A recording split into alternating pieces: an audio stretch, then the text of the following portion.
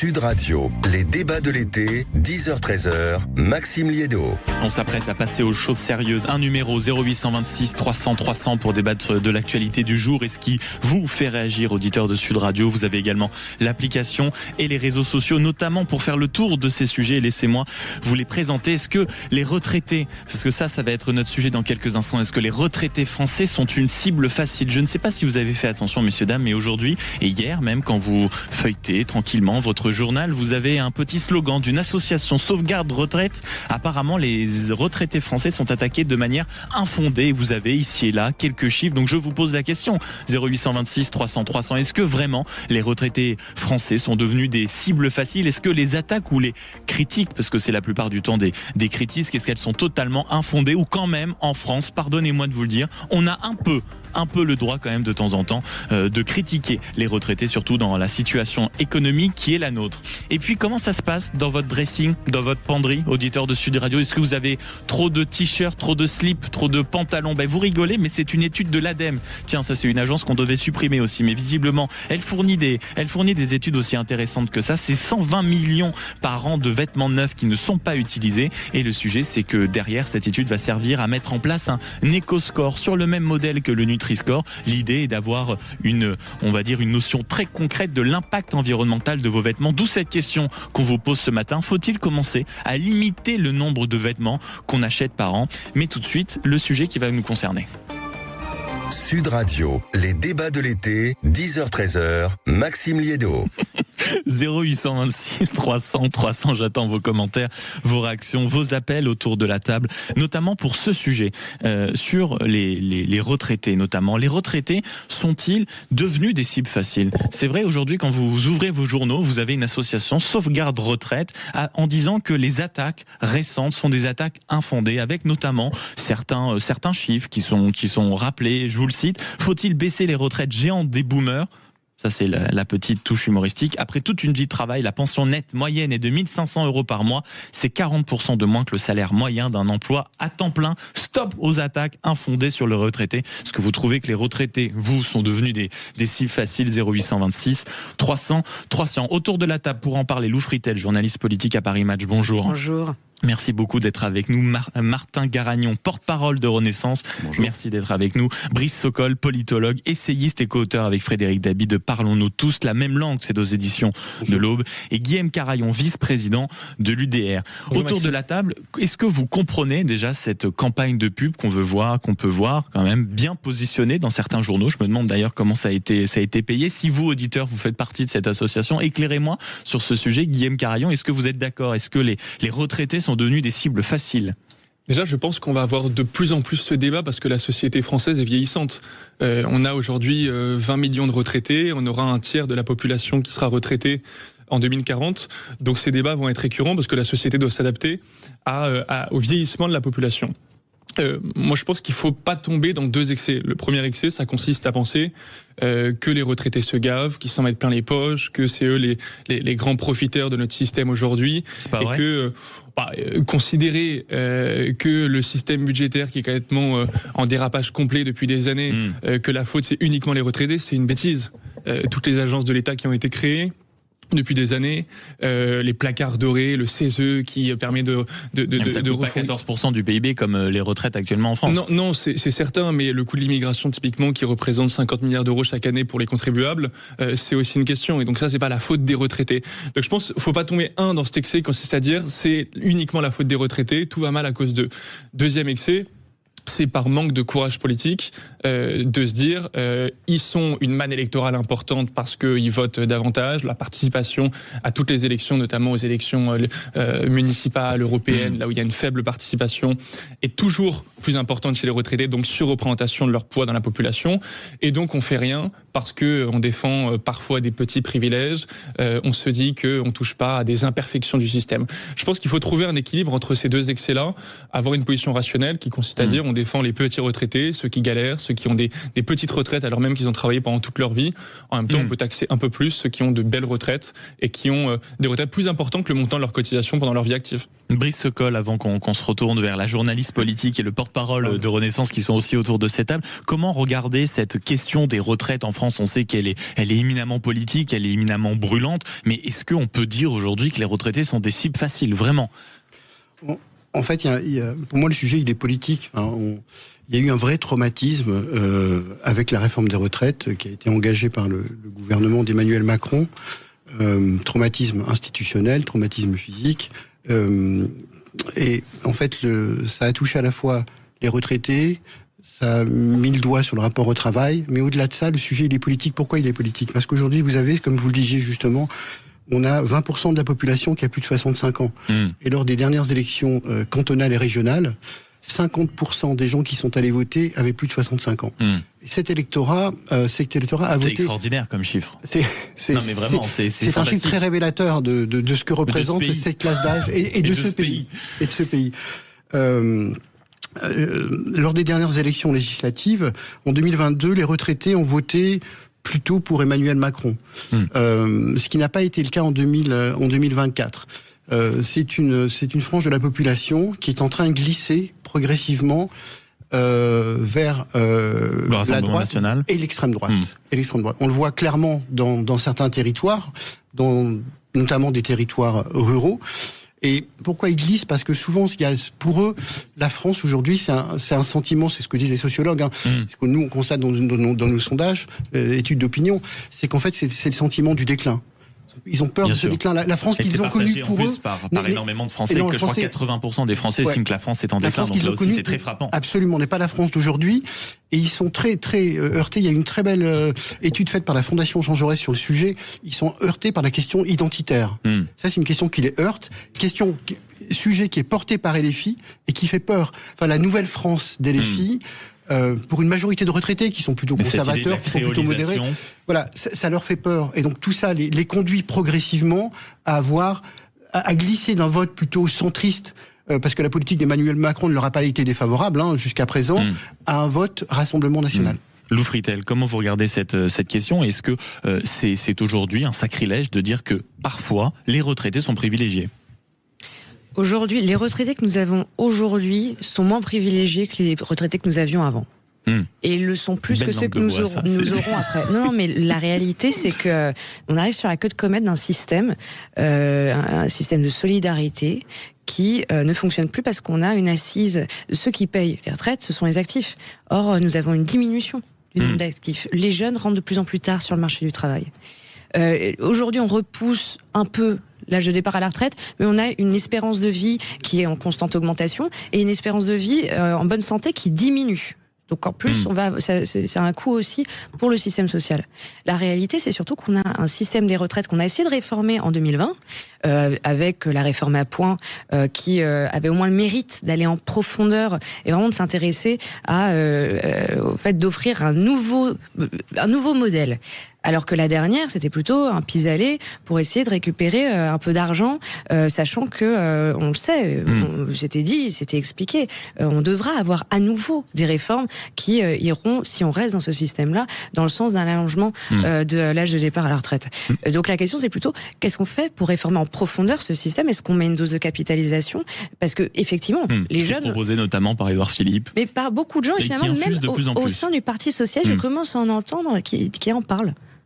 Bien sûr. Martin Gragnon, comment vous regardez-vous cette question? Est-ce que, Brice Sokol le rappelait, la majorité des retraités ont aujourd'hui voté pour Emmanuel Macron ou avaient voté pour Emmanuel Macron? Est-ce qu'aujourd'hui, on a quand même le droit de dire, pardon, on essaye de supprimer un abattement fiscal, on a l'impression qu'on doit faire la révolution française dans ce pays. La réforme des retraites, c'est considéré comme quelque chose de...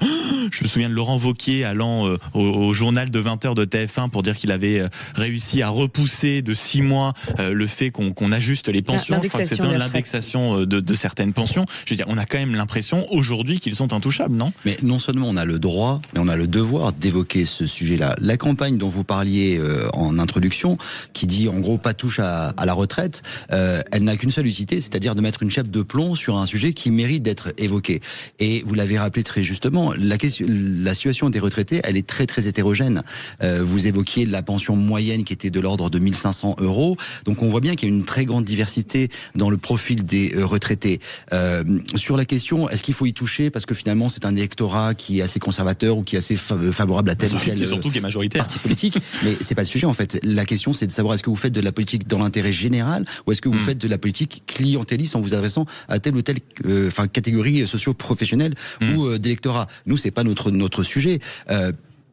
La vraie question, et vous l'avez évoqué, évidemment qu'on peut revoir la question des retraites et raboter quelques avantages, parce qu'on voit bien qu'effectivement, quand vous avez une retraite à 7 000 € par mois, a priori, ça veut dire qu'elle est indexée sur ce que vous avez gagné tout au long de votre vie, donc vous avez eu les moyens d'épargner, etc. La vraie question, c'est la pérennité de notre système social. C'est un enjeu de solidarité intergénérationnelle. Et on va poursuivre la question, mais c'est vrai qu'on a des chiffres qui sont marquants, et je pense à tous ceux qui nous écoutent aussi, les travailleurs, quand on le voit, c'est quand même une exception européenne, excusez-moi de vous le dire, messieurs, dames, autour de la table, mais c'est le seul pays où aujourd'hui en niveau de vie, les retraités ont un niveau de vie plus conséquent que les actifs. Donc c'est peut-être ça le problème. 0826 300 300. Bonjour Ethan.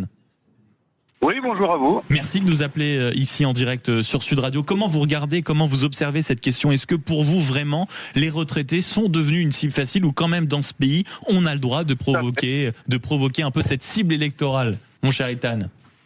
Oui, c'est-à-dire qu'en fait, c'est simplement parce qu'ils n'ont pas la possibilité de pouvoir se défendre. Eux, ils dépendent en fait des caisses de retraite. Donc, si jamais les caisses disparaissaient ou autres, un jour, ils ne seraient pas payés. Alors que ceux qui sont actifs, ils peuvent mettre la pression justement en faisant des grèves et autres pour pouvoir faire changer. Donc, c'est un peu comme les personnes qui sont allocataires au chômage. Le jour où on ferme le robinet, c'est terminé. Le problème qu'il faut reprendre, c'est à la source, c'est que cet argent, ils l'ont mis de côté pendant des années. S'ils l'avaient mon cher Ethan, continuez à argumenter. Simplement, est-ce que vous pourriez couper votre radio, surtout que on a l'impression de s'entendre en double. Donc, coupez simplement votre radio pour que vous puissiez vous exprimer normalement à l'antenne. Est-ce que c'est un peu mieux là ? Moi j'ai pas de radio, j'ai pas la radio qui est coupée. Je sais que mon téléphone est un petit peu non mais là c'est mieux, là c'est un peu mieux par contre au niveau du son. Donc allez-y. Vous avez dû changer d'oreille ou de main, c'était un problème de main ou d'oreille, mon cher Ethan. Allez-y, poursuivez. Donc j'ai approché le téléphone en fait. Ah bah c'est parfait. Mais gardez-le à cette écoudistance, c'est impeccable. Très bien. Donc pour vous, c'est vraiment une question aujourd'hui. Oui, on s'attaque à eux, et en plus, ils n'ont pas derrière les moyens de se défendre. C'est ce que vous pensez ? C'est exactement ça, parce qu'on nous dit qu'ils sont anti, parce qu'il y a certaines choses qu'ils ne payent pas. Non, c'est faux. Les retraites ne sont pas si importantes que ça pour les personnes que je connais. Et malgré ça, le coût de la vie augmente. Et ça n'est pas normal. Sur l'inflation la plupart du temps, mon cher Ethan. Donc, non, ça a été gelé pendant quelques temps, ça a été débloqué l'année dernière.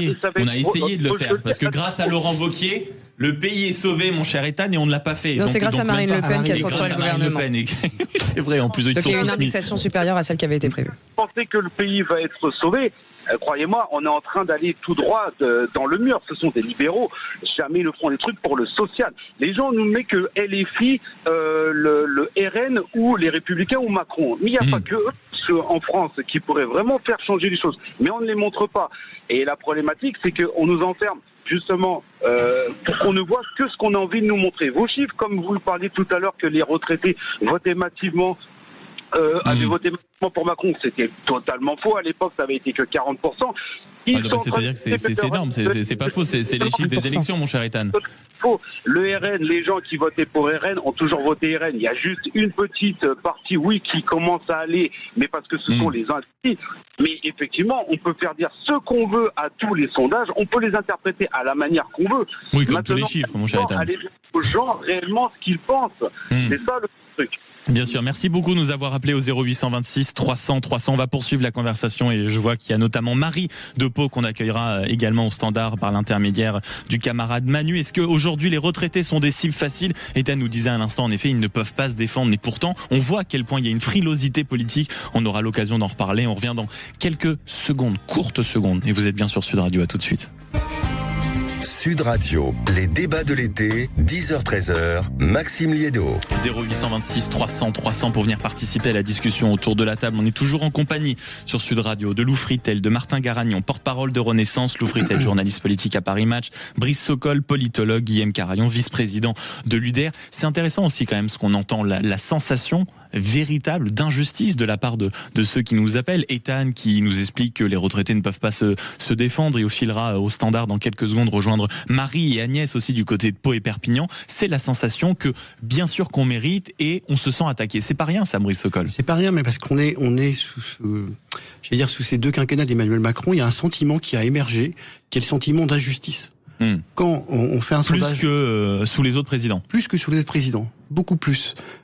Alors je ne porte pas de jugement de valeur ni moral sur le sujet, mais vous avez 70% des Français aujourd'hui, notamment dans les banlieues, les banlieues populaires, dans le périurbain et dans le rural, qui considèrent que la politique d'Emmanuel Macron ne leur a pas profité. Ce que je veux dire par là, c'est que aujourd'hui s'attaquer aux retraités, même aux retraités les plus riches. Même si ça peut paraître juste, vous avez dans le fond, dans l'imaginaire, un sentiment d'injustice. Donc c'est très difficile aujourd'hui, et on voit la tâche qui est difficile de François Bayrou. Il y a une nécessité de faire plusieurs milliards d'euros d'économies. On est dans le rouge du rouge. Personne ne veut faire un effort. Donc au bout d'un moment, il faut quand même. Il faut un effort collectif. Il faut que chacun puisse, que ce soit retraité, salarié ou autre, faire un effort. Mais attention à ce sentiment d'injustice qui est très prégnant et qui marque vraiment ces deux quinquennats. Et qui visiblement traverse énormément de classes sociales. On le voit aujourd'hui avec les retraités. Guillaume Carayon. Je crois que le deuxième sentiment qui prédomine pendant les deux présidences Macron, c'est le fait que la vie devient de plus en plus dure pour tout le monde. Moi, j'ai été candidat l'année dernière aux élections législatives, et ce que j'entendais chaque jour en porte-à-porte, c'est les gens qui disent les prix augmentent plus vite que les salaires et les retraites. Et donc, quand vos salaires augmentent, vous vous retrouvez avec le fisc, malgré le prélèvement à la source, qui vous rattrape pour avoir en moyenne 1 900 € de reliquat à payer. Donc forcément, ça n'encourage pas en plus à gagner plus. Et tout le monde s'unit autour du fait qu'en France, on fait que payer. On paye pour tout. Le niveau de charge, le niveau de taxes, le niveau d'impôt fait qu'augmenter. On est à 46% de prélèvement obligatoire par rapport au PIB. Et dans le même temps, on en parlera peut-être quand on parlera de la Poste, on a une qualité de service public qui se dégrade de jour en jour. L'hôpital public, la justice, moi je travaille dans ce milieu-là, et la justice aujourd'hui n'a pas les moyens de faire exécuter les peines. On manque de tout, on manque de magistrats, on manque de greffiers, on manque de places de prison. Il y a un sentiment de paupérisation totale du service public et donc de l'offre publique aujourd'hui de l'État, et dans le même temps les Français payent toujours plus. 0826 300 300. Bonjour Marie. Oui, bonjour, je suis ravie d'être avec vous là. Mais c'est réciproque. Je voudrais vous donner mon sentiment. Moi, je suis une petite retraitée. Bon, j'ai eu la chance de m'acheter un bien immobilier, donc voilà, heureusement, avec ma petite retraite. Mais moi, ce que je dis, c'est que aujourd'hui, qui pallie à toutes les déficiences de l'État ? C'est les retraités. Qui c'est qui s'occupe de ces petits-enfants, qui leur offrent parfois des vacances ? Et encore, je vais vous dire, il y en a beaucoup qui feraient bien d'en faire autant, parce que c'est pas le cas de tout le monde. Oui. Il y a certains retraités qui profitent, qui se reposent, qui oui, mais c'est leur droit aussi, ça, Marie. S'ils ont une bonne retraite, autant profiter, non ? Oui, mais ils pourraient en profiter aussi pour prendre leurs petits-enfants avec eux, non ? Oui, ça c'est un appel à la solidarité. Non, mais moi j'en vois beaucoup qui ont des retraites plus importantes que moi et qui, oh là là, les petits-enfants, ça les fatigue. Bon, bref, enfin, ça c'est encore autre chose. Moi je lance un appel aux grands-mères, aux grands-mères et aux grands-pères. Faites quelque chose dans votre prochain vote pour vos petits-enfants, si vous le faites pas pour vous. Faites-le pour eux, parce que aujourd'hui tout fout le camp, les logements. Qui c'est qui va faire des logements pour les étudiants ? Les niveaux scolaires, c'est une catastrophe. Enfin, tout va de travers et personne ne bouge, c'est énervant quand même. Non, mais dans ce que vous dites, Marie, j'entends quand même, mine de rien, un point d'accord avec notre débat. Oui, peut-être que c'est une cible facile, mais vous reconnaissez que dans votre discours, j'entends que vous seriez prête, et je dis ça avec des guillemets, potentiellement à faire un petit effort si c'est pour aider les générations futures à vivre un peu mieux, un peu plus confortablement, un peu plus facilement. Alors écoutez-moi. Très attentivement, Marie. Je veux bien aider mes petits-enfants, mais donner un petit peu, quand je vois comment est gérée la France, certainement pas. Qu'est-ce qu'ils vont en faire de ces sous ? Non mais vous plaisantez. Ils savent pas gérer, ils font n'importe quoi. Donc en réalité, ce que vous dites, Marie, c'est que la responsabilité des grands-parents, des retraités, c'est d'aider à leur échelle, c'est-à-dire autour d'eux, les petits-enfants, potentiellement les parents s'ils sont dans une situation compliquée, mais vous, hors de question de faire un effort parce que l'État n'utilisera pas bien l'argent, c'est ça ? Mais bien sûr que non, mais Mais bien, on le sait. Mais je dis pas qu'il faut pérenniser la chose. Bien sûr que on les aide parce qu'on peut pas faire autrement et parce que c'est normal. Mais il faut quand même changer tout ça. Est-ce qu'on commencerait pas à changer tout ça en demandant un effort aux retraités, Marie? Ma question est provocante, mais c'est la réalité. Non. Ah oui, mais dans ce cas-là, personne fait un effort et la France ira jamais mieux, Marie. C'est comme ça. Écoutez-moi. Très attentivement, Marie, je ne fais que ça. Écoutez-moi. Dites-moi. Si la France est bien gérée, qu'on vote pour des gens qui ne sont pas dans le copinage, parce qu'attention, si on va regarder un peu partout, ils se tiennent tous, ils ont tous des copains, les maîtresses, les frères, les trucs qui sont placés, tout cet argent-là qui est gaspillé de partout. Il faut que quelqu'un arrive et foute en l'air tout ce système. Et il n'y a que comme ça qu'on va s'en sortir, sinon on s'en sortira jamais. Marie, merci d'avoir parlé vrai sur l'antenne de Sud Radio 0826 300 300. Merci beaucoup. Martin Garagnon, je vous voyais regarder avec des yeux très attentifs, on va dire, ce que disait Marie. Une oreille toute attentive pour les propos de Marie, parce qu'effectivement, elle fait partie de ces retraités qui aident leurs enfants et leurs petits-enfants, c'est tout à son honneur, et parce qu'elle en a la possibilité. Mais ça ne peut pas être une finalité en soi.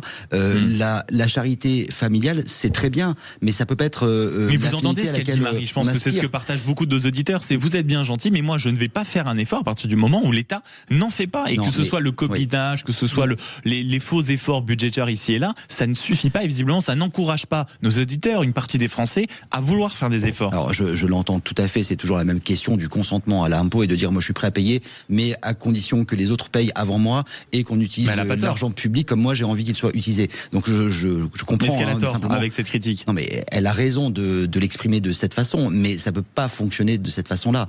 Simplement je lui rappellerai à Marie quand même quelques fondamentaux. La question des retraites, moi je fais partie de la première génération qui s'est appauvrie par rapport à la génération de mes parents et de mes grands-parents. Marie a eu la chance, elle l'a dit, de s'acheter un bien immobilier. Maintenant, vous êtes un jeune actif. Amusez-vous à voir comment vous allez pouvoir acquérir un bien immobilier. L'âge de l'acquisition du bien immobilier, de sa résidence principale, il a très largement augmenté en l'espace d'une génération pour des tas de 40 ans. De raisons. Voilà. Ce qui n'était pas le cas de la génération de mes parents ou de mes grands-parents. À l'époque de Marie, je ne sais pas quel âge elle a, mais vu qu'elle est à la retraite, on avait un retraité pour 4 actifs qui finançaient les retraites. On se dirige vers un retraité pour 1,4 actifs. La question des retraites et de la pérennité du modèle social, elle est aussi intimement liée à une question démographique. C'est-à-dire que si on veut maintenir notre modèle social et notamment de financement du système des retraites, vous n'avez pas 10 000 options. Vous avez soit l'option d'immigration massive, c'est-à-dire vous considérez que la démographie déclinante de l'Europe est compensée par une immigration qu'on importe. C'est une option dans une note de l'Institut Montaigne, c'est visiblement vers ça qu'on se dirige. Moi, c'est pas mon option, mais c'est une option qui existe. Soit vous considérez que vous allez tout mettre sur le progrès social et le progrès technologique, et donc vous gagnez en productivité, et donc vous pouvez avoir un actif pour un retraité parce qu'il pourra financer ça. Soit vous mettez en place une politique nataliste pour relancer aussi la démographie européenne. Le réarmement démographique, et malheureusement, ça n'a pas encore porté ses fruits. La question des retraites, elle est liée à la démographie aussi. Mais Lou Fritel, ce qui est très marquant dans les deux discours qu'on vient d'entendre, c'est aussi un manque de confiance total dans le personnel politique. Vous qui êtes journaliste politique à Paris Match, quand on entend à l'instant Marie et tout à l'heure Ethan qui nous disent mais en réalité il est hors de question que je fasse des efforts pour financer les copains. On l'a vu notamment encore récemment avec Najat Vallaud-Belkacem. C'est ce sentiment aussi qui domine. Il y a aujourd'hui, et c'est drôle parce qu'on en parlait hier soir avec Brice, on s'est longuement démoralisés tous les deux. Il y a. Vous avez des activités de nature. On va se rattraper. Il y a aujourd'hui, franchement, on assiste progressivement à la fin du sentiment de communauté nationale. Et c'est vrai que ce qui est fou, c'est que vous retrouvez effectivement avec des gens qui s'intéressent principalement à ce qui se passe dans leur cercle proche. Pourquoi ? Parce que on leur vend. Pardon, excusez-moi, mais on nous a vendu Emmanuel Macron, par exemple, comme quelqu'un qui était le Mozart de la finance, qui allait effectivement nous faire entrer dans une nouvelle ère pleine de nouvelles technologies, rattrapant les États-Unis, etc. Il nous a écrit un requiem, pardonnez-moi. C'est une catastrophe. Et aujourd'hui, vous avez des gens à qui on a dit qu'ils n'étaient absolument pas capés, même pour voter d'une certaine façon, et qui se retrouvent à devoir payer la note. En l'occurrence, oui, il y a toutes les raisons du monde d'expliquer que nous sommes dans cette situation aujourd'hui. Mais la première, c'est de dire que depuis 10 ans, quasiment 10 ans, on a un sentiment d'injustice, une colère qui monte de façon exponentielle, et puis une incapacité du personnel politique à régler la situation. Il faudra quand même que je puisse répondre à Lofritel sur ce sujet. Parce mais allez-y, répondez dans ce cas-là, et après juste on ira rejoindre Agnès au standard. Simplement un rappel, c'est la règle, lorsque vous êtes au pouvoir, vous êtes comptable de tout ce qui ne va pas. Ça, je l'entends, il n'y a aucun problème. Mais je rappellerai juste qu'Emmanuel Macron, on l'a vendu à personne. Les Français, par 2 fois, ont décidé de le porter au pouvoir à l'Élysée. Il s'est vendu. Pardonnez-moi, en face, avec qui il y avait le chaos. C'est comme ça qu'il s'est présenté. Non, mais ça, c'est votre analyse. C'est comme ça qu'il s'est présenté. Il n'y a pas eu de campagne, on peut être d'accord là-dessus. Mais 2017, c'était quand même un alignement des planètes formidable. On a un allié de Marine Le Pen sur ce plateau, mais quand vous écoutez le Rassemblement national, il vous explique. Non, mais c'est factuel. Le RN vous explique que le vote en faveur de Marine Le Pen n'est plus un vote de rejet, mais un vote d'adhésion. Donc vous ne pouvez pas dire c'était Macron ou le chaos. Mais en tout cas, si c'est pas Macron ou le chaos, 0800 d'Emmanuel Macron. 300. Bonjour Agnès.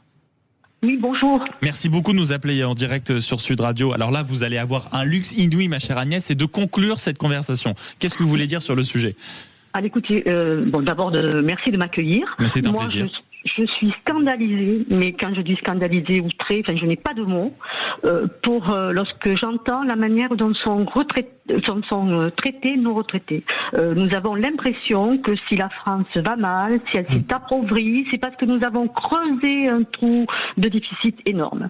Je tiens seulement à rappeler que ce problème de retraite ne date pas d'aujourd'hui, que les entreprises, lorsque la France a commencé à se désindustrialiser, où les entreprises sont parties, où on a licencié à tout va, dans des conditions que je n'ose plus, dont on aurait même honte d'en parler aujourd'hui, on a vidé les caisses.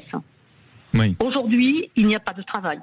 Ou des emplois précaires, bien souvent, avec des petites cotisations. Et on veut faire payer à des personnes qui, pour la plupart, je dis bien pour la plupart, ont des retraites en dessous de 1 500 euros. Oui. Moi, je ne connais personne autour de moi qui a 1 500 euros de retraite. Personne. Bien sûr. Alors, donc moi je serais d'accord de faire des efforts. D'abord, mais encore faut-il que ce soit utile, ça c'est une évidence. Merci beaucoup ma chère Agnès, je suis désolé, le temps file et on va devoir partir en pub parce que j'ai Jamel, notre réalisateur, qui me fait des yeux, mais alors assassin ma chère Agnès, au plaisir de vous accueillir à nouveau au standard 0826 300.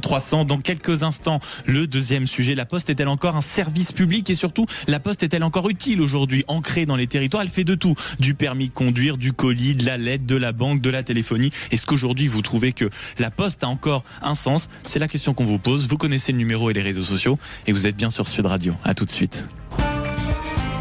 Sud Radio, les débats de l'été, 10h-13h, Maxime Liédo. Merci d'être avec nous, d'avoir choisi Sud Radio pour passer votre été. 0826 300, c'est le numéro qu'il faut composer pour participer à nos débats, toujours en compagnie autour de la table ce matin de Lou Fritel, journaliste politique à Paris Match, Martin Garagnon, porte-parole de Renaissance, Brice Sokol, politologue, essayiste, et je rappelle votre dernier livre en compagnie de Frédéric Davy, Parlons-nous tous la même langue, c'est aux éditions de l'Aube, et Guillaume Carayon, vice-président de l'UDR, qui est le parti d'Éric Ciotti.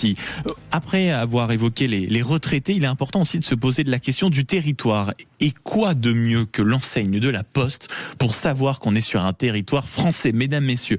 Mais seulement un petit problème déjà, parce que le prix du timbre a augmenté, il est passé quand même à 1,52 €, le timbre classique, le timbre vert. Je ne sais pas si vous envoyez encore des lettres ici autour de la table, on verra ce sujet. Mais on peut se poser la question, j'imagine que vous avez tous eu des expériences récentes avec l'enseigne de la Poste. Moi, je ne serai pas du tout objectif, parce que ça fait 3 jours que j'attends un colis, donc j'attends que quelqu'un de la Poste m'appelle, je le dis très franchement sur Sud Radio, parce que ça fait 3 jours que j'attends et c'est très urgent. Plus sérieusement, c'est vrai qu'on a tous eu de mauvaises expériences avec la Poste, on voit que le prix augmente. La question de savoir si c'est encore un service public, aujourd'hui je pense, peut se poser, et surtout la diversité des activités. Je regardais encore ce matin, ils font de tout. Alors ils font du courrier, ils font du colis, ils font du service bancaire, ils font du service numérique, du service à la personne, dans de la téléphonie mobile bien sûr. Maintenant ils font même passer le permis de conduire. Est-ce qu'aujourd'hui, si vous voulez, la Poste est encore utile? Parce que vous le savez mieux que moi, quand on fait beaucoup de choses en même temps, on arrête de bien faire certaines choses. 0826 300, n'hésitez pas à nous passer un coup de fil en direct sur Sud Radio. On vous accueillera bien volontiers à la table des conversations.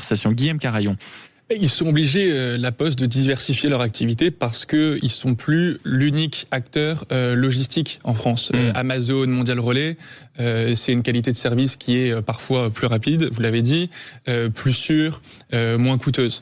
Donc ils ont des acteurs à côté d'eux qui sont en quelque sorte meilleurs sur le marché, donc ils doivent diversifier leur activité. Moi, je continue de penser que ça reste un service public utile. Je pense aux territoires ruraux où vous avez des personnes isolées, des personnes âgées, qui ont aujourd'hui plus aucun lien social, plus aucun lien humain. Parfois, les facteurs, recevoir des lettres en papier, c'est l'unique moyen de créer un peu de lien social et de lien humain. Et puis, j'ai l'impression que la Poste est quand même une entreprise qui aujourd'hui, parce que c'est devenu une entreprise, même si ça reste un service public depuis 2010, qui s'est modernisée. Ils font de la protection des données, ils font de l'identité numérique, et donc ils rentrent dans le 21e siècle. Pour des machines qui marchent pas aussi. À l'intérieur, non, ça c'est vachement bien. Et ils réduisent leur empreinte carbone. Oui, donc forcément. Mais ils sont obligés évidemment de s'adapter à une société où tout est numérisé et où les envois courriers qui effectivement ont vachement baissé. Vous écrivez des lettres encore, vous ? Non, mais j'aimerais bien qu'on écrive. C'est un appel. C'est ton appel. C'est un appel de détresse, mais c'est un appel. Martin Garagnon, comment vous regardez, c'est vrai, cette diversité d'activités de la Poste, certes, mais est-elle encore performante ? Est-ce qu'aujourd'hui, on peut dire que la Poste est encore utile ?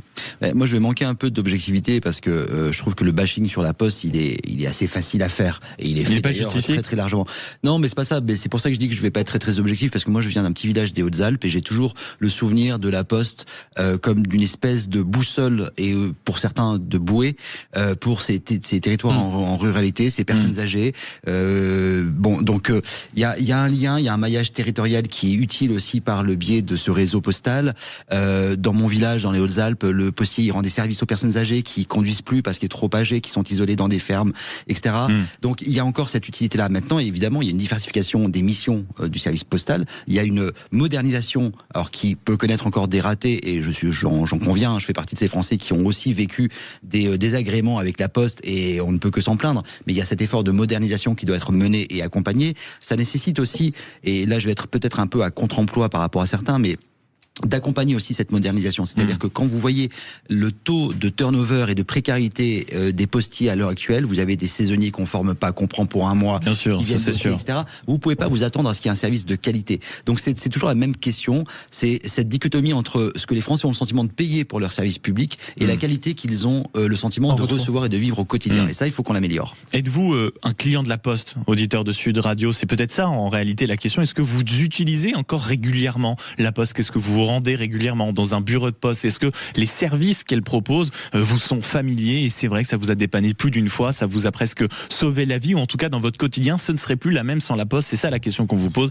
0826 300 300. Lou Fritel. Alors c'est intéressant parce que justement en fait c'est là-dessus je voulais aller. Vous parlez beaucoup de nostalgie et les retraités de demain et dans vraiment pas très longtemps ne connaîtront même pas eux-mêmes un rapport à la Poste aussi personnel que celui que vous avez pu connaître, que celui que les retraités actuels peuvent encore connaître. Et le fait est qu'effectivement, c'est une entreprise qui est en état de mort cérébrale, en tout cas sur la partie, sur la première mission qui était la sienne, c'est-à-dire vraiment tout ce qui relève du colis et des lettres. Aujourd'hui, vous avez une externalisation effectivement du service.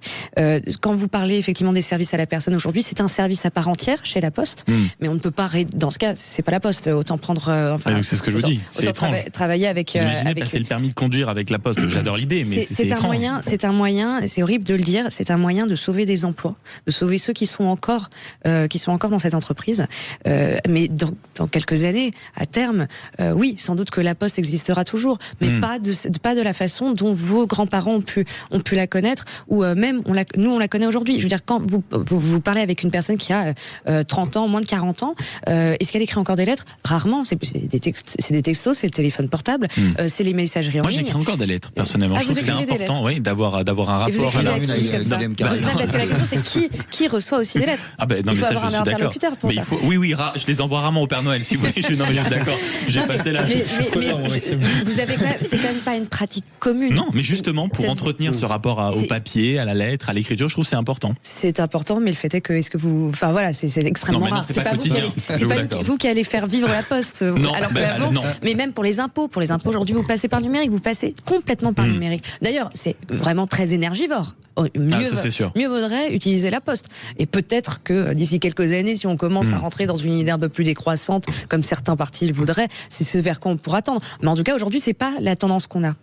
C'est vrai que la Poste est une entreprise, comme tu le disais, Lou, en pleine mutation aujourd'hui.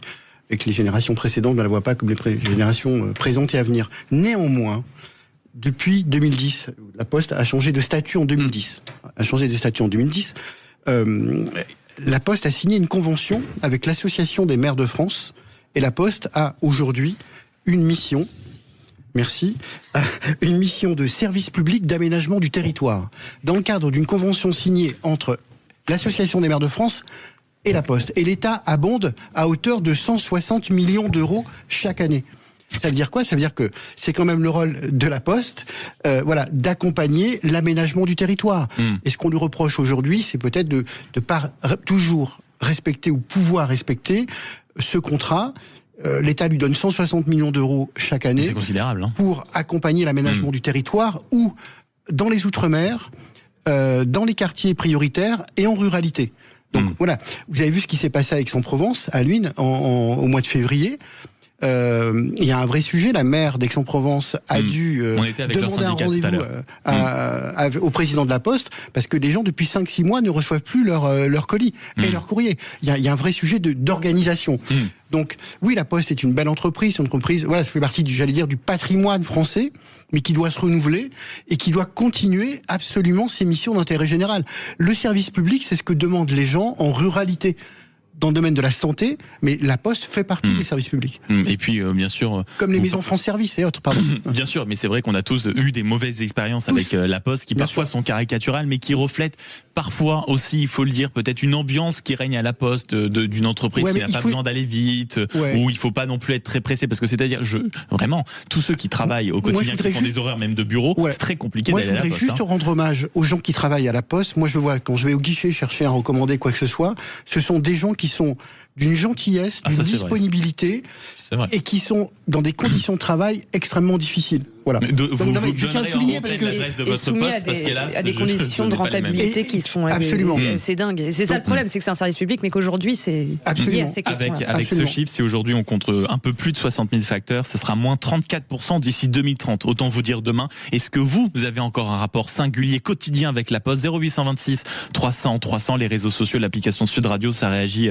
énormément à cette question. Service public, la Poste sert-elle encore à quelque chose? C'est un peu la question, bien sûr, sous-jacente de notre débat. Et on revient dans quelques instants. À tout de suite sur Sud Radio.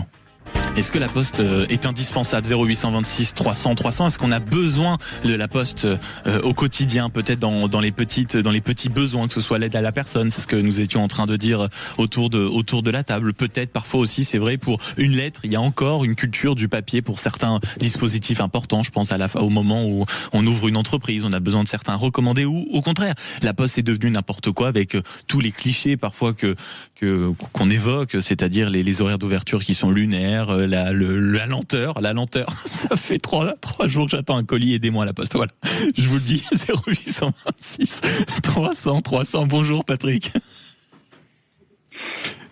Bonjour Patrick. Oui, bonjour. Merci beaucoup d'être avec nous. Vous étiez en train d'écouter Sud Radio et vous êtes postier, c'est ça? Tout à fait, je suis facteur même.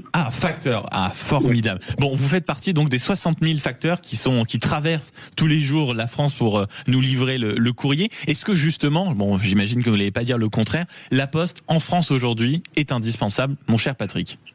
Tout à fait. La parole est à la Défense. Oui, tout à fait indispensable. Effectivement, comme vous le disiez, on est un pays quand même où il y a beaucoup plus de ruralité que de villes, quoi, on va dire. Et donc effectivement, c'est un lien quotidien que l'on a avec tous ces gens isolés, ces personnes âgées isolées. Donc c'est malheureusement, ce lien est en train de se perdre. La politique actuelle de l'entreprise est quand même sous les effets d'annonce de baisse de trafic, effectivement, que personne nie, on le voit au quotidien tous les jours. On a une baisse de trafic courrier, on ne parle pas de colis. Je suis désolé pour votre colis d'ailleurs qui attend. Non mais j'en faisais des caisses, mais tout va bien, je vais m'en remettre, Patrick. Normalement.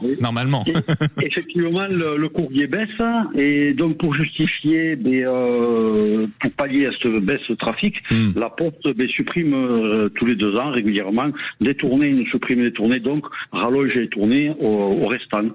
Et ça devient compliqué. Donc en fait, c'est une double critique que vous faites, Patrick, arrêtez-moi si je me trompe. C'est qu'en réalité, il y a en effet peut-être une baisse, on va dire plus structurelle, qui est la baisse du papier, la baisse d'envoi des lettres. Donc ça, évidemment, c'est un problème à gérer, premier sujet. Deuxième sujet, qui est qu'avec les différentes peut-être réformes, décisions, renvois, suppressions qu'organise la Poste, vous n'avez même plus le temps de faire ce que vous faites normalement de mieux et très bien dans ce pays, c'est-à-dire prendre le temps avec les gens, faire votre métier rapidement, accompagner peut-être et justement dans les villages connaître le prénom des uns et des autres.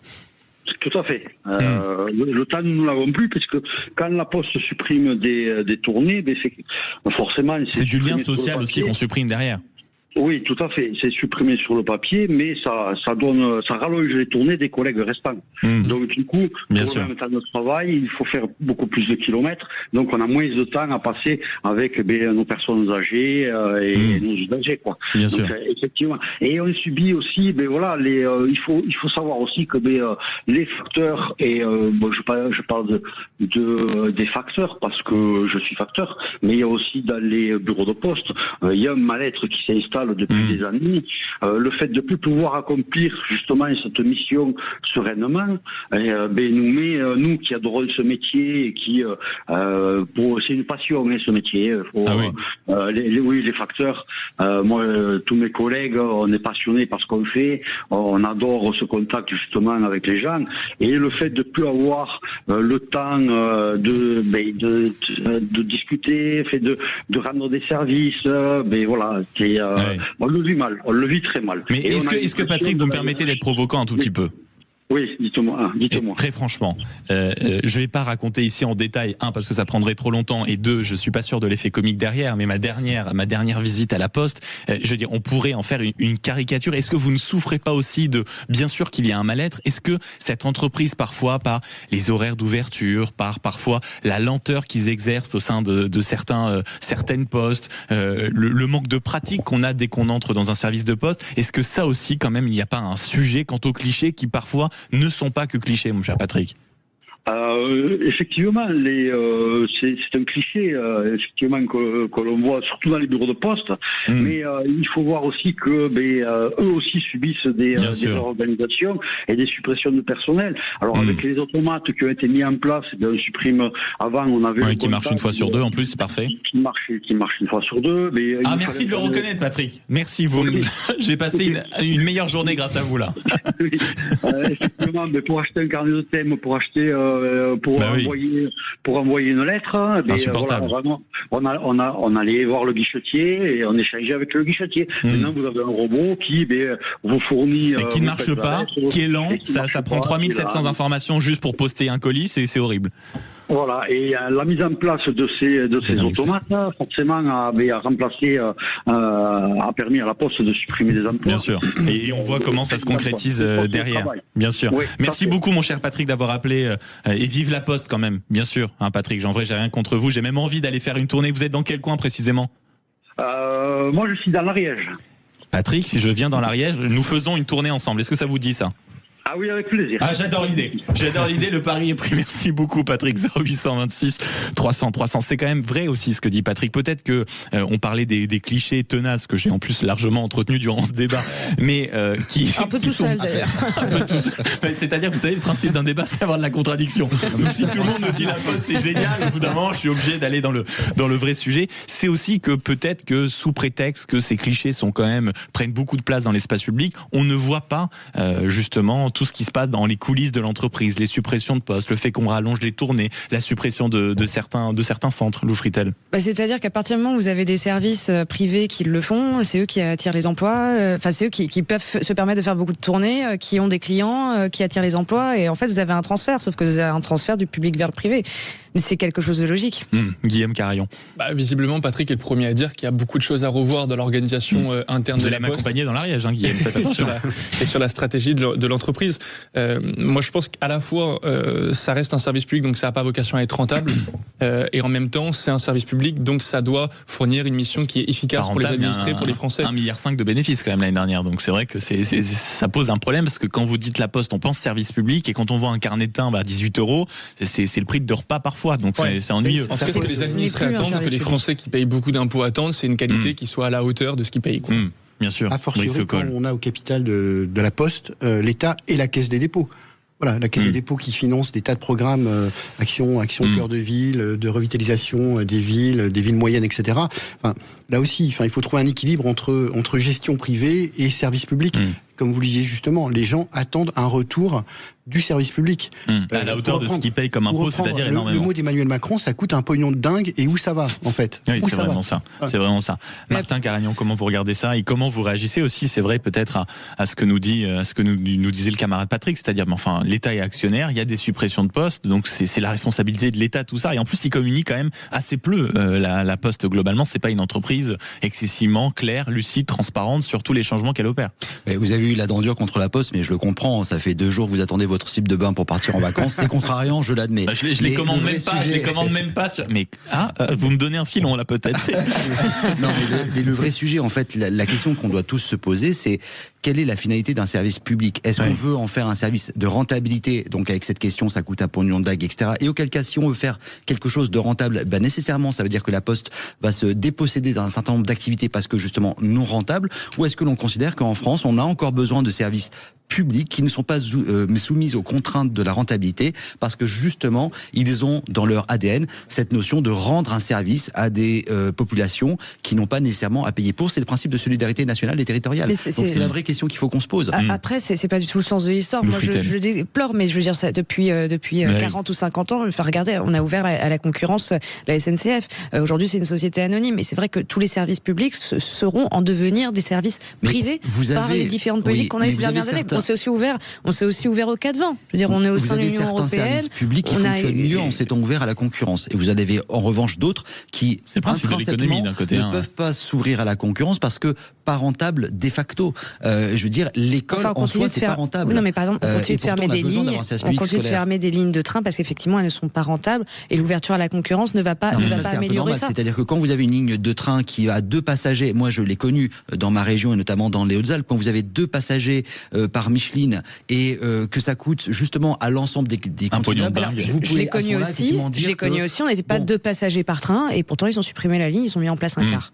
Eh ben donc ça, je vous rappelle que les TER, c'est la responsabilité de la région, donc il faut aussi faire remonter. Nous, on s'est mobilisé aussi à la région à la région PACA. Oui, mais sans attaquer Emmanuel Macron, en général, la politique que nous menons depuis des décennies, elle va vers ça. Mais c'est pas une fatalité. Service public, la Poste sert-elle encore à quelque chose? La question était volontairement provocante sur l'application et les réseaux sociaux de Sud Radio. Christophe qui nous dit pour rigoler, oui, surtout à déposer des avis de passage, ça c'est pas faux. Braise Ardente, vous comprendrez le jeu de mots avec la région de la Bretagne. En 2024, nous dit-elle, sur 4 colis expédiés, 3 perdus, pas de réponse aux réclamations. Il m'a fallu 6 mois et la menace judiciaire pour obtenir enfin un seul remboursement, et une mention quand même pour le rare personnel qui persiste au guichet, qui est la plupart du temps très sympathique. Voilà, nous avons des auditeurs comme nous autour de la table qui reconnaît la qualité du personnel de la Poste. Citoyen autochtone qui nous dit en étant si peu disponible, si on est réaliste et si peu réactif surtout, la Poste s'est tuée tout le temps, et en zone rurale, nous dit Paysan 47, c'est un service essentiel, et je crois que c'est de ça qu'on va parler avec vous. 0826 300 300. Bonjour Jean-Jacques.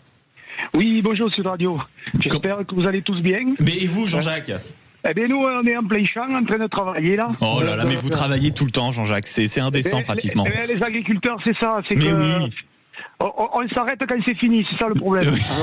C'est jamais fini. Vous nous aviez appelé il y a quoi? Il y a une semaine ou 2 sur la loi du plomb, c'est ça Jean-Jacques?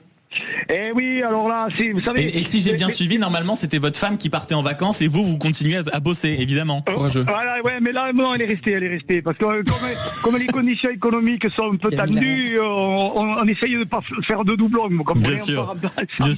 Vous, mais justement, vous êtes en milieu rural et vous le dites, on a besoin évidemment de la Poste. Ah mais bien sûr. Alors en fait, si vous voulez, bon, vous avez les clichés. Mais moi, en tant qu'agriculteur, vous voyez tous les clichés que l'on a. Donc les facteurs. Mais vous, c'est des clichés sympathiques, Jean-Jacques. C'est pour ça qu'on vous aime. Voilà, ils sont victimes de ça. Mais le gros problème, en fait, c'est quoi?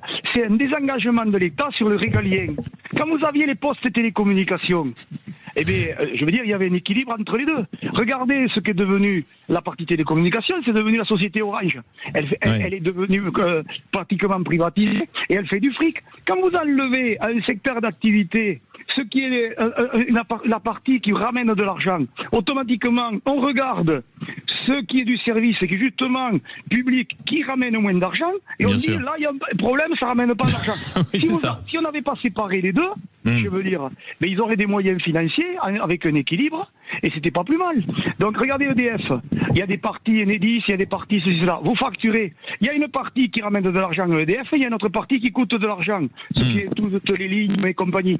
Sauf que si les lignes sont détruites demain par les tempêtes, on en a besoin parce qu'on n'est plus alimenté à l'énergie. Bah oui, donc vrai. Du coup, en séparant, en facturant, si sur la partie Sud Radio, je vous enlève la partie qui ramène de l'argent, c'est-à-dire certainement la publicité et compagnie. C'est ça. Très rapidement, on va dire, mais vous coûtez trop cher, monsieur, là. Et c'est le standardiste, c'est Manu. Le camarade Manu, de plus en plus, il demande un pognon de dingue, et vous avez raison. Voilà. Du coup, le problème, c'est que la Poste, elle est essentielle en tant que service public, parce qu'on voit qu'il y a de plus en plus des engagements. On perd des banques en service public, des guichets de banques fermes. Ensuite, on voit qu'il y a des pressions sur les pharmacies, où on veut réduire le nombre de pharmacies. Mais à un moment donné, si on n'a plus, mettons, la Poste, où il a demandé de faire plein de choses, mais peut-être qu'à un moment donné, on aura des dépôts de médicaments pour se réalimenter, parce que la pharmacie du coin aura fermé. Mais bien sûr. Dire, au bout d'un moment, il faut faire attention. Parce que le problème, on est en train de fracturer le régalien, poste, éducation, la police, la gendarmerie, les soins, l'infirmière, les soignantes et tout ça. Par contre, tout ce qui est magma et qui coûte très cher et qui est centralisé sur Paris, exemple, les 70 000 fonctionnaires à 150 000 euros par mois, mais peut-être que c'est là qu'il faut taper. Parce ça, c'est sûr. Par an plus que par mois, hein, mon cher Jean-Jacques, ou alors c'est vraiment de très très bons. Sinon, je vais commencer très vite à devenir fonctionnaire, moi aussi, vous voyez. Voilà. Mais hauts fonctionnaires. Oui, les hauts fonctionnaires, oui. Parce que souvent, vous savez, dans mon métier, on me dit, ouais, il y a les gros agriculteurs et les petits agriculteurs. Moi, j'en appelle plutôt aux gens qui sont régaliens de la fonction publique, qui sont dans les territoires, à se révolter contre tous ces cols blancs qu'il y a en haut et qui les assassinent, parce que c'est eux qui signent les traits et qui dégagent et qui disent on ferme ceci, on ferme cela. Mais en tout cas, vous avez rappelé le message essentiel, Jean-Jacques, et l'importance de la Poste, et je vous en remercie. Bravo encore pour justement ces vacances annulées, votre femme qui a annulé ses vacances pour rester avec vous. Ça, c'est de l'amour, Jean-Jacques. Merci beaucoup de nous avoir appelés au 0826 300 300. On termine finalement ce sujet sur la Poste. Est-elle encore utile aujourd'hui pour aller vers une agence qui l'est peut-être beaucoup moins? C'est l'ADME, vous savez, c'est cette agence pour l'environnement. Je ne sais même plus l'acronyme exact, mais c'est l'agence de la transition écologique. Voilà, ça c'est bien un mot qu'on adore. L'agence pour la transition écologique, elle a produit une étude et l'étude nous dit il y a peut-être beaucoup trop de vêtements par Français. Et puis on a fait cette étude parce que arrive bientôt l'éco-score, le Nutri-Score des vêtements, pour comprendre l'impact environnemental justement que peuvent avoir votre jean, votre chemise, votre blouson, votre veste, votre pull. Est-ce que vous êtes prêts par conséquent, puisque c'est vers ça peut-être qu'on se dirige, à limiter votre achat de vêtements par an? 0826 300 300, et on en parle dans quelques instants sur Sud Radio. À tout de suite. 0826 300 300. Je ne peux pas vous dévoiler la teneur des conversations autour de la table, mais je suis ravi d'être le seul maître à bord quand il s'agit de choisir les sujets de débat, parce que sinon, je vous assure que cette émission ne serait pas tenue. Mesdames, messieurs, toujours en compagnie ce matin de Lou Fritel, journaliste politique à Paris Match, Martin Garagnon, porte-parole de Renaissance, Brice Sokol, politologue, essayiste et co-auteur avec Frédéric David de Parlons-nous tous la même langue, c'est nos éditions de l'Aube, et Guillaume Carion, vice-président de l'UDR. Pour notre dernier débat, c'est cette petite étude qui m'a amusé autant qu'elle m'a déprimé, je crois, concernant les vêtements des Français. Est-ce qu'on en achète trop? Et cette question qu'on vous pose, 0826 300 300, application, réseaux sociaux Sud Radio. Faut-il limiter le nombre de vêtements qu'on achète par an? 175 vêtements en moyenne que possèdent les Français.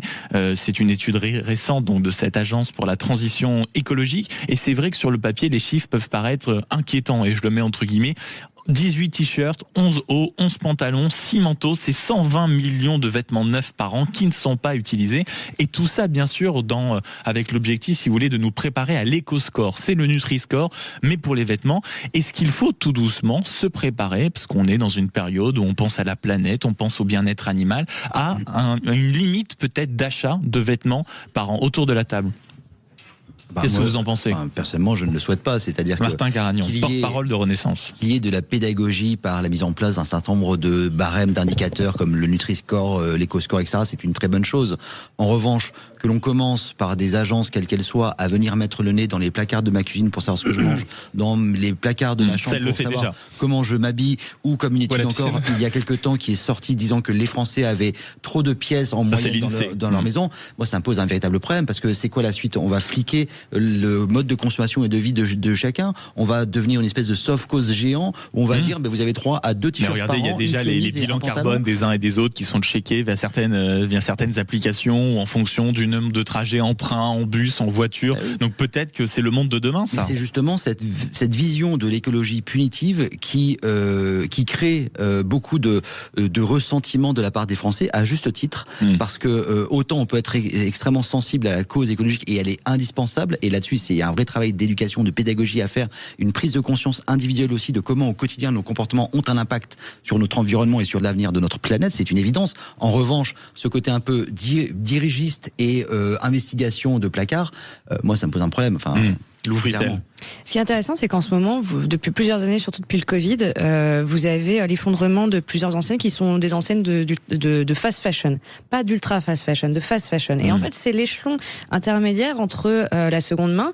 Donc, au contraire, vous avez des applications comme Vinted qui sont extrêmement utilisées, qui ont un succès fou et qui permettent effectivement d'avoir toujours plus de vêtements finalement quand même dans les placards. Ou si vous vendez de gagner un petit peu. Et de l'autre côté, vous avez l'ultra fast fashion, donc tout ce qui est Temu, Shein, etc., qui eux aussi connaissent un boom depuis plusieurs années. Et en fait, vous avez une sorte de vraie scission sociologique dans cette répartition de la consommation de vêtements. Mais c'est toujours pas pour réduire la consommation. En revanche, c'est l'inverse. En fait, c'est paradoxal. On va vers ces marques de fast fashion parce que ça nous permet d'avoir plus pour moins. Oui, mais même aussi les gens qui achètent chez Vinted, c'est avoir plus pour moins aussi. C'est-à-dire qu'on est toujours, on repense aujourd'hui. Ça fait quelques années, on commence à repenser sa consommation en vêtements, mais pas pour moins consommer. Pour consommer autrement, soit en dépensant moins et en ayant plus de vêtements d'un coup, soit au contraire pour se donner sous couvert un peu de greenwashing une conscience écologique. Moi, la vérité, honnêtement, je veux pas qu'on mette le nez dans mes placards, mais c'est vrai que de se poser la question de l'utilité... C'est presque en fait un peu salutaire d'avoir ce genre d'études pour se rendre compte peut-être qu'on a beaucoup de choses dans les placards qui sont inutiles. Et en fait, on peut se poser la question à notre échelle aussi. Est-ce que le Nutri-Score, ça a changé notre consommation? Mais vous, ça a changé votre consommation? C'est bête, mais finalement, le petit logo vert ou le petit logo rouge, ça active des connexions neuronales dans votre cerveau. Effectivement, non, mais c'est vrai, ça vous fait réfléchir à 2 fois quand vous achetez quelque chose. Donc pourquoi pas? Et puis il y avait eu une pub gouvernementale justement qui incitait à réfléchir à 2 fois avant d'acheter.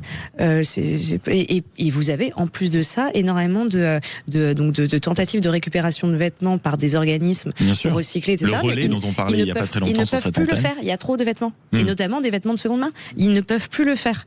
Donc non, il y a une vraie question quand même qui se pose. Brice Sokol, le politologue que vous êtes, comment regarde-t-il ça? Moi, je dirais que le vrai sujet, c'est pas combien j'ai de vestes dans mon placard, c'est comment je les ai achetées et d'où elles viennent. Prenez l'exemple de l'Italie. En Italie, les régions ont protégé leur commerce de proximité, notamment leur commerce de vêtements. Voilà, l'Italie, et puis c'est du Made in Italy. Donc on a privilégié le commerce de proximité, et il y a des lois spécifiques dans certaines régions qui interdisent certaines grandes surfaces de vente de la fringue. Donc vous, c'est davantage peut-être protéger en France ou encourager à acheter français. Mais acheter français. Il y a une entreprise, j'ai visité récemment une entreprise à Florac. Une entreprise de jeans. Je peux faire la pub ou pas? Donc vous avez le droit. Qui s'appelle Tufri. C'est une entreprise familiale qui a été reprise par 2 jeunes qui fait des jeans. Mais des jeans, ils prennent pas de coton en lin, etc. Le jean coûte un peu plus cher que le jean traditionnel. Ils ont recréé à Florac une 30aine d'emplois. Ils ne vendent que sur Internet, parce qu'ils n'ont pas les moyens. Et ça marche super bien. Et c'est du jean local, fait localement. Donc on peut acheter moins aujourd'hui. Acheter mieux peut-être. Et acheter mieux. Mais ça, c'est aussi peut-être au pouvoir public d'inciter.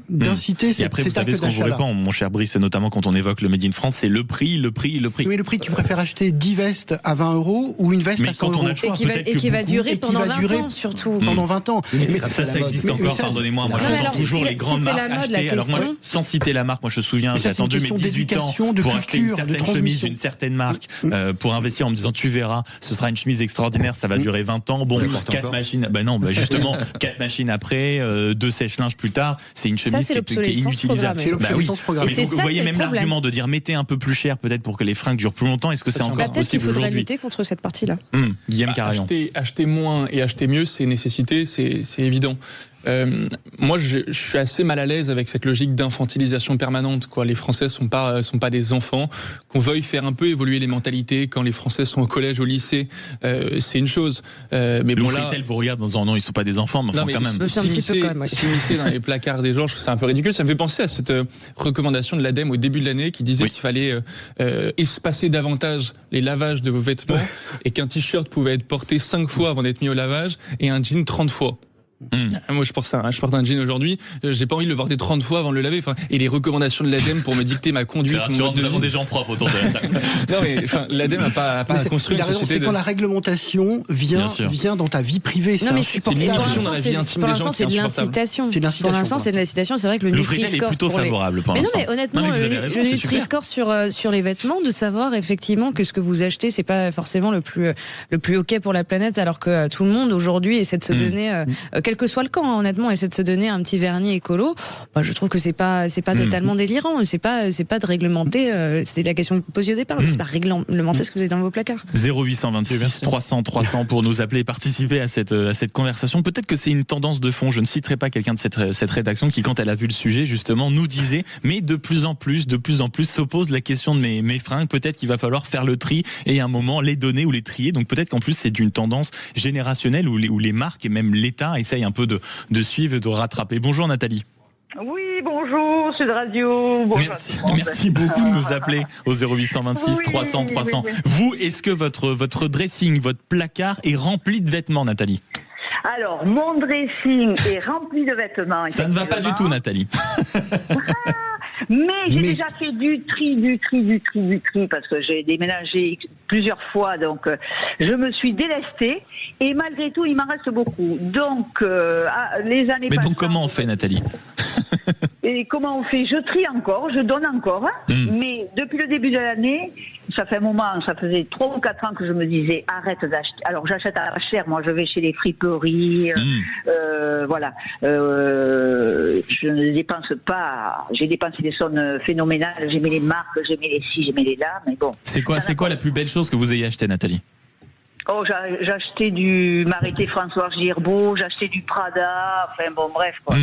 Vous avez profité, vous avez raison. Et est-ce que c'est des marques ? Non, mais ça rejoint. C'est pas totalement. Je suis sûr qu'il y a beaucoup de gens qui nous écoutent ou qui ont parfois attendu quelques mois, quelques années pour économiser, pour acheter peut-être un accessoire ou un vêtement d'une certaine marque. Est-ce que les marques que vous citiez là à l'instant, Nathalie, ce sont des marques, sans les redire non plus à l'antenne, est-ce que ce sont des marques qui ont duré dans le temps où vous vous êtes dit j'ai mis le prix, mais quand même quand on le porte, c'est vrai que ça change tout. Oui, en revanche, oui, c'est sûr.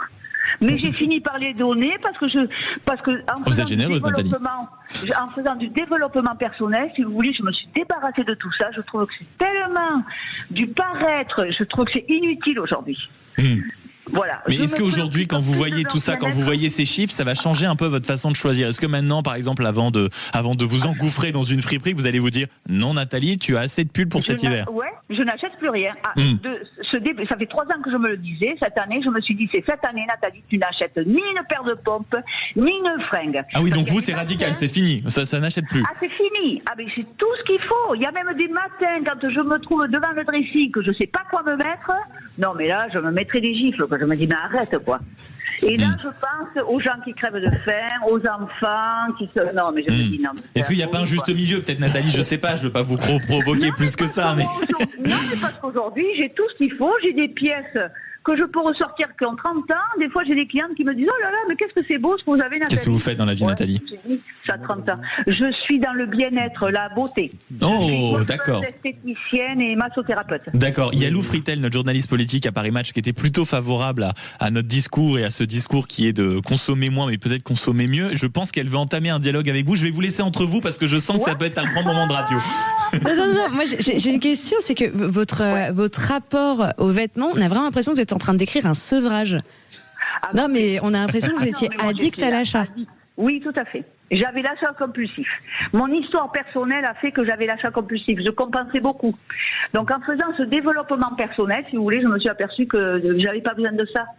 Oui, bien sûr. Avec mes qualités intérieures, l'extérieur, ça découle sur un extérieur qui brille, quoi, si vous voulez. Ouais, et donc tout ça, je trouve que c'est du superficiel, ça sert à rien. Alors voilà, je trouve que ça ne me sert plus à rien. Voilà. Mais merci beaucoup, Nathalie, de ce franc-parler et de nous avoir appelé au 0826 300 300. Comme quoi, on peut se moquer facilement de ces études, en effet, de l'Agence de la transition écologique en disant ça sert à rien, mais peut-être que ça peut provoquer un peu des électrochocs. Bon, visiblement, ici, Nathalie n'en a certainement pas eu besoin, mais peut-être, et on le voit avec vous, pardon de vous attaquer en permanence, mais ça peut faire un électrochoc. Non, mais ce qui est fou, quand même, dans ce débat, c'est qu'on voit à quel point acheter, là on parle de vêtements, mais acheter en général, c'est une maladie. C'est un peu la maladie de notre époque. Il faut acheter en permanence. Mais peut-être que là aussi, les plateformes, les fast fashion ou même les plateformes comme Amazon, c'est vrai que ça devient des plateformes où en 2 temps, vous pouvez recevoir un colis par jour chez vous et ça provoque une addiction fantastique. Ah bah oui. Mais complètement. Vous n'en êtes pas encore là.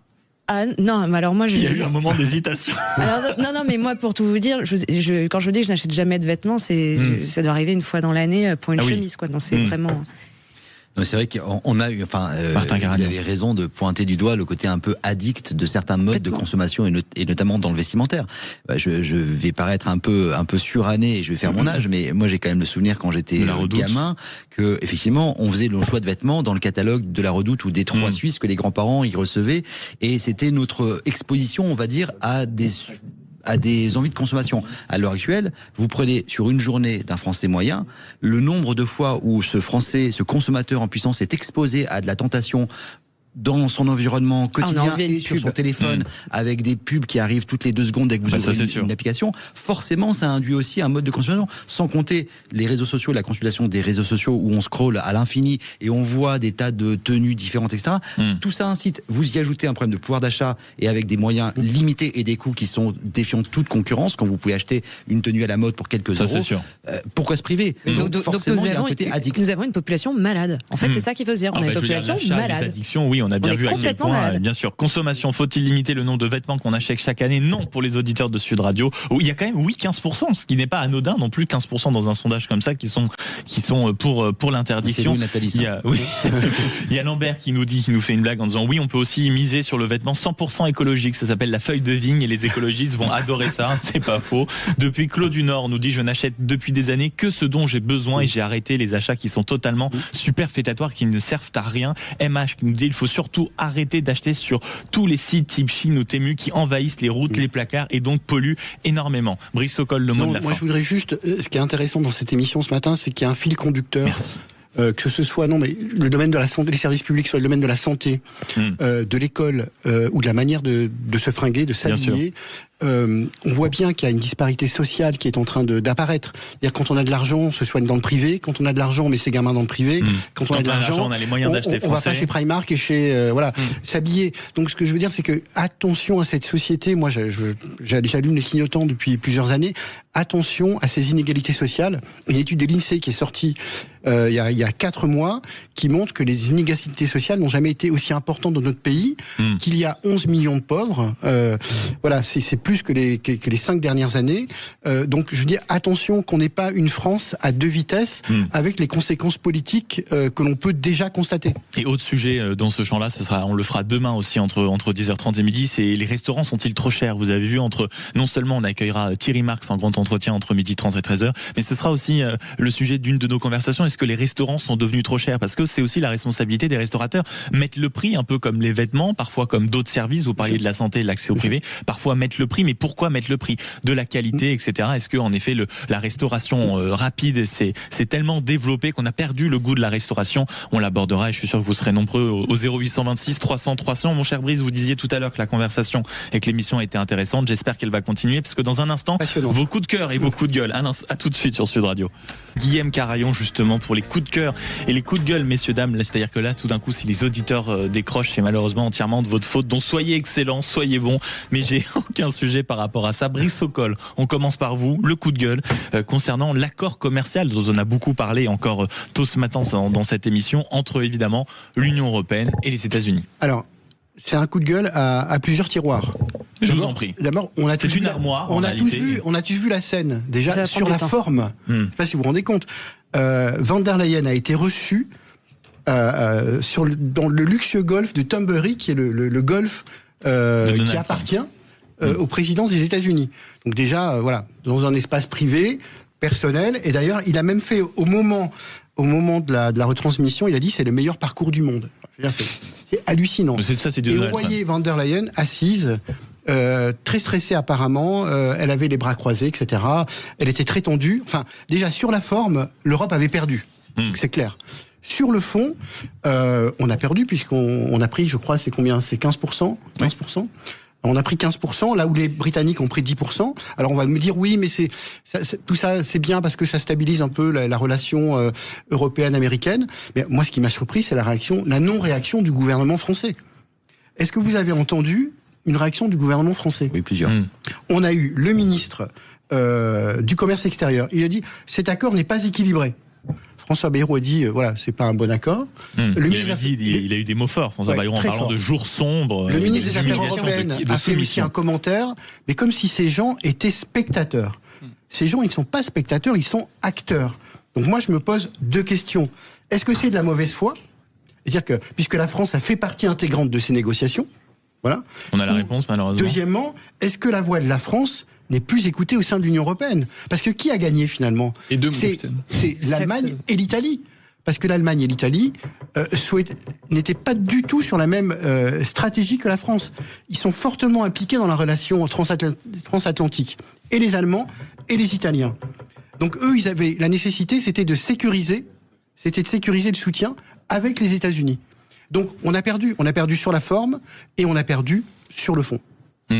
Ça c'est sûr. Et puis sur les politiques qui ne sont aujourd'hui qu'observateurs, oui, il y avait un bruit de pivert dans le studio. Ça explique le moment de flottement. On s'est dit il y a Woody Woodpecker qui est planqué. C'est moi qui fais pivert, je m'en excuse. Je suis vraiment désolé.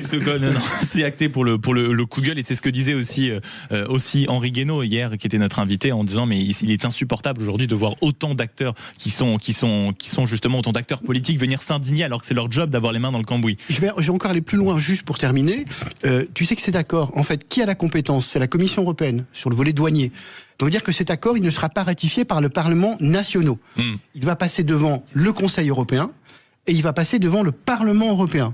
Et pour qu'il être validé au Parlement européen, il faut qu'il obtienne une majorité qualifiée qui représente en gros 55% des États et 63% de la population.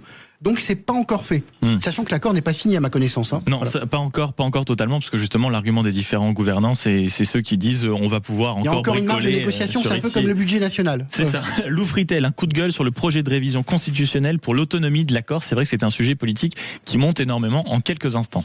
Alors c'est aujourd'hui en Conseil des ministres et si je pousse un coup de gueule, c'est parce que le Conseil d'État le 17 juillet avait émis des réserves et un avis, notamment sur la question de reconnaître une communauté historique, linguistique, culturelle ayant développé un lien singulier avec sa terre. Et c'est vrai que c'est tellement flou comme définition que la question qui se pose derrière, c'est ok, on consacre le communautarisme sur quelle base? Et ensuite, quelles sont les règles qui sont régies par cela? Ça veut dire que d'une certaine façon, vous pourriez vous retrouver demain avec d'autres personnes qui considèrent qu'ils forment communauté et qui considèrent avoir des droits en vertu de cela. Et si vous ne le faites pas, ça veut dire que vous consacrez le principe simplement de hiérarchie entre communautés, donc un principe raciste. Et en l'occurrence, cette réserve du Conseil d'État, il y en a eu plusieurs, n'a pas été retenue par le gouvernement, ce qui fait que c'est le texte tel qu'il a été dealé avec les nationalistes corses qui devrait être soumis au Parlement. Enfin, en tout cas, c'est la volonté.